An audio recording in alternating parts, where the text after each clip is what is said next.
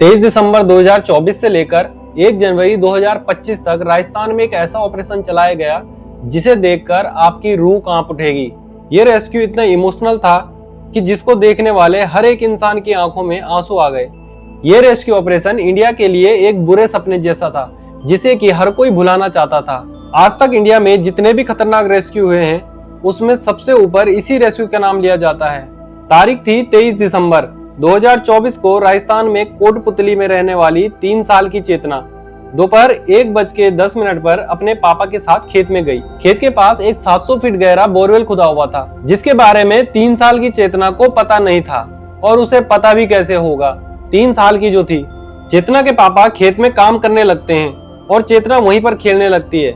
दोपहर के 1:50 पर खेलते खेलते चेतना बोरवेल के पास चली जाती है। चेतना के पापा खेत में काम ही कर रहे थे। 10 मिनट बाद चेतना के पापा चेतना को देखते हैं तो उन्हें चेतना कहीं नहीं दिखाई देती। उन्हें लगता है कि चेतना शायद घर चली गई होगी, इसीलिए वो घर जाने लगते हैं। जब वो खेत से बाहर निकलते हैं तो वो देखते हैं कि बोरवेल के पास कुछ मिट्टी बिखरी हुई है। चेतना के पापा ऐसे ही बोरवेल के पास जाकर देखते हैं तो उन्हें बोरवेल के अंदर से बच्चे की रोने की आवाज आती है। फिर जब वह आवाज लगाते हैं तो चेतना बोरवेल के अंदर से रोते हुए चिल्लाती है।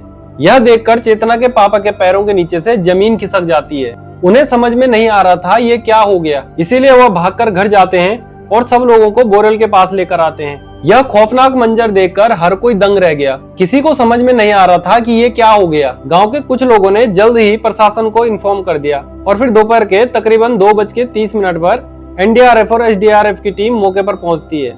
इस दौरान बोरवेल में गिरी चेतना काफी रो रही थी, लेकिन सबसे चौंकाने वाली बात यह थी कि यह बोरवेल 700 फीट गहरा था। लेकिन किसी को भी जरा सा अंदाजा नहीं था कि चेतना कितने फीट नीचे गिरी हुई है। एनडीआरएफ और एसडीआरएफ बोरवेल के अंदर नहीं जा सकती थी, इसलिए उन्होंने लोगों को बोरवेल से दूर किया और चेतना की फैमिली को शांत कराया। चेतना की फैमिली और गांव वालों को शांत कराने में काफी टाइम बर्बाद हो जाता है। दोपहर के 3:20 पर मेडिकल टीम घटना स्थल पर पहुंचती है और फिर 3:45 पर एक पाइप के जरिए बच्ची तक ऑक्सीजन को पहुंचाया गया ताकि बोरवेल के अंदर बच्ची का दम ना घुटे। और फिर शाम के 5:15 पर रेस्क्यू ऑपरेशन को शुरू किया जाता है। पहले तो बोरवेल में रस्सी को डालकर बच्ची को बाहर निकालने की कोशिश की जाती है, लेकिन रेस्क्यू टीम का हर वो ट्रायल फेल होता जा रहा था। बोरवेल के अंदर इतना अंधेरा था कि बच्ची बोरवेल के अंदर कहीं दिखाई नहीं दे रही थी और किसी को पता भी नहीं था कि बच्ची बोरवेल में कितना नीचे फंसी हुई है। ये रेस्क्यू अभी तक सबसे खतरनाक और खौफनाक होने वाला था। ये रेस्क्यू ऑपरेशन एनडीआरएफ टीम की हिस्ट्री को पलट के रख देने वाला था। रेस्क्यू टीम ने गाँव वालों और चेतना की फैमिली को समझाया, अब लास्ट ऑप्शन यह है कि बोरवेल के बगल में एक एल शेप का गड्ढा खोदा जाए। इसके थ्रू रेस्क्यू टीम चेतना तक पहुंचकर उसको बोरवेल से बाहर निकाल सकती है। लेकिन इससे पहले रात के तकरीबन 8:45 पर जुगाड़ के एक्सपर्ट जगराम अपनी टीम के साथ बच्ची को रेस्क्यू करने आते हैं। उन्होंने रात के 3 बजे अम्ब्रेला यानी कि छाता और रिंग रोड से बच्ची को निकालने का ट्राई किया, लेकिन इससे भी बात नहीं बनी। फिर अगले दिन 24 दिसंबर को सुबह 5:30 पर रेस्क्यू टीम दोबारा एक्टिव हो गई। एनडीआरएफ टीम ने सबसे पहले चेतना तक एक कैमरा को डाला गया, जहां देखा गया कि चेतना को बोरवेल में सांस लेने में काफी प्रॉब्लम हो रही है। रेस्क्यू टीम ने चेतना की फैमिली से परमिशन लेकर एक हुक को रस्सी से बांधकर चेतना तक पहुंचाया। कैमरे में देखकर हुक को चेतना के कपड़ों से लगाया गया और उसके बाद रस्सी को धीरे धीरे ऊपर खींचा गया। होपफुली चेतना धीरे धीरे ऊपर आने लगी थी, लेकिन 30 फीट तक ऊपर आने के बाद चेतना पतले से बोरवेल में फिर से अटक गई। रेस्क्यू टीम ने बहुत कोशिश की, लेकिन उनके सारे प्रयास नाकाम रहे और 3 साल की बच्ची फिर से बोरवेल में फंस गई। अब गांव वालों के साथ साथ रेस्क्यू टीम के मन में यही सवाल आ रहा था कि क्या चेतना अब बोरवेल से निकल पाएगी। बोरवेल के पास खड़े गांव के लोग और रेस्क्यू टीम इस बात से अनजान थे कि यह रेस्क्यू ऑपरेशन इंडिया का अब तक का सबसे बड़ा और दर्दनाक रेस्क्यू ऑपरेशन होने वाला है। अब चेतना 30 फीट ऊपर आने के बावजूद भी बोरवेल से बाहर नहीं निकली तो चेतना की फैमिली परेशान हो गई। लेकिन तभी उनके सामने एक बहुत बड़ी प्रॉब्लम सामने आकर खड़ी हो जाती है। 24 दिसंबर को राजस्थान के कोटपुतली में बहुत तेज बारिश होना शुरू हो गया, जिस वजह से रेस्क्यू को कई घंटे के लिए रोक दिया गया। लेकिन बारिश की प्रॉब्लम आगे चलकर रेस्क्यू टीम को बहुत बड़ा झटका देने वाली थी। रात को जब बारिश रुकी तो रेस्क्यू टीम ने बोरवेल के बगल में गड्ढा खोदने के लिए पाइलिंग मशीन मंगवाई। इसीलिए रात की तकरीबन 11 बजे पाइलिंग मशीन को घटना स्थल पर लाया गया। रात काफी ज्यादा हो गई थी, इसीलिए रात को रेस्क्यू ऑपरेशन रोक दिया गया। अगले दिन 25 दिसंबर को सुबह 8 बजे बोरवेल को नापा गया, ये जानने के लिए चेतना बोरवेल के कितने फीट नीचे अटकी हुई है।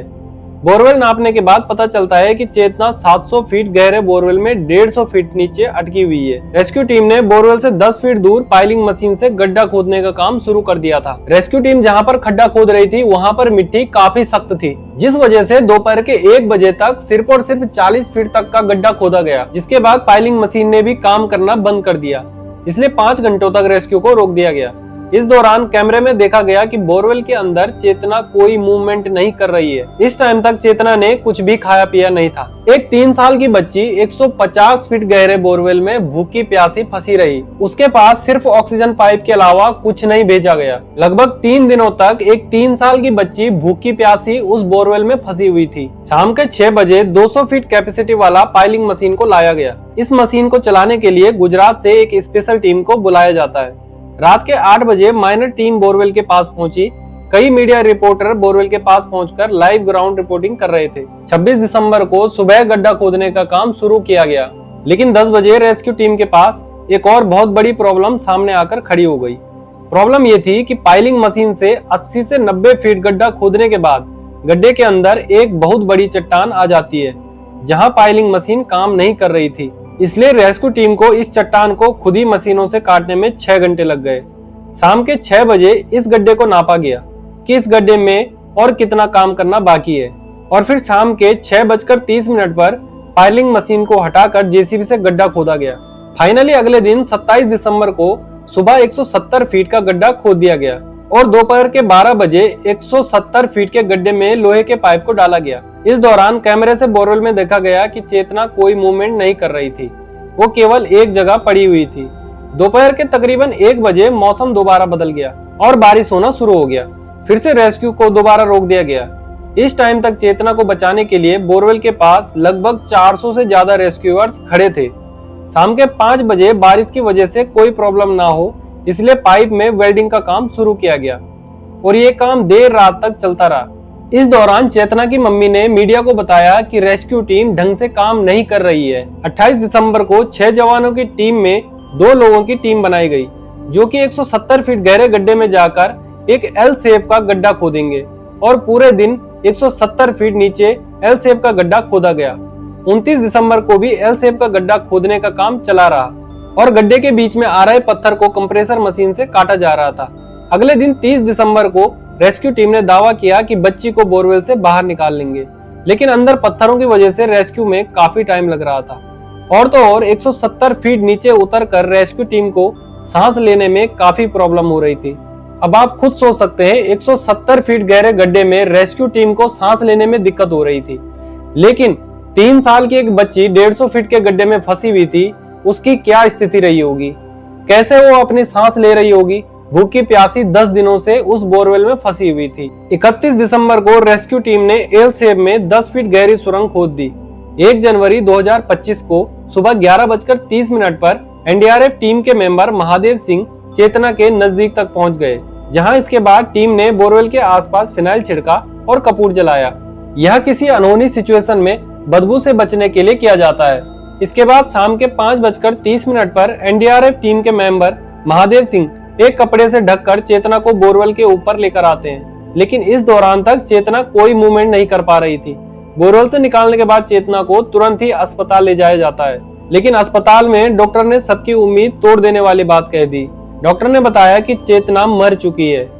यह बात सुनकर चेतना के पेरेंट्स पूरी तरह से टूट गए और उन्होंने इसका पूरा ब्लेम रेस्क्यू टीम पर डाला।